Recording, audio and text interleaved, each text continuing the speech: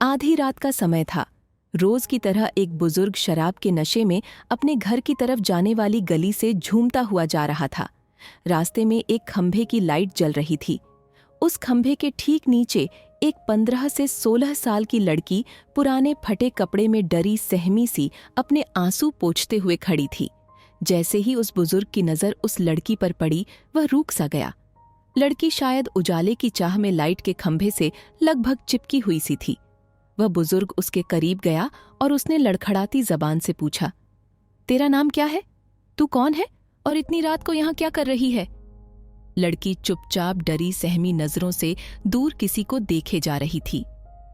उस बुजुर्ग ने जब उस तरफ देखा जहां लड़की देख रही थी, तो वहां 4 लड़के उस लड़की को घूर रहे थे। उनमें से एक को वो बुजुर्ग जानता था।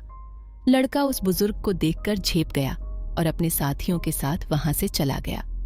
लड़की उस शराब के नशे में बुजुर्ग से भी सशंकित थी।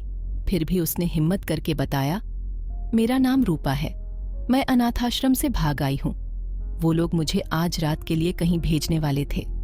दबी जुबान से बड़ी मुश्किल से वो कह पाई।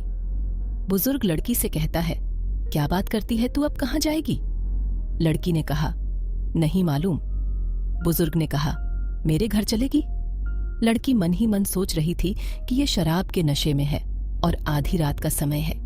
ऊपर से ये शरीफ भी नहीं लगता है। और भी कई सवाल उसके मन में धमा चौकड़ी मचाए हुए थे। बुजुर्ग ने कहा, अब आखिरी बार पूछता हूं, मेरे घर चलोगी हमेशा के लिए?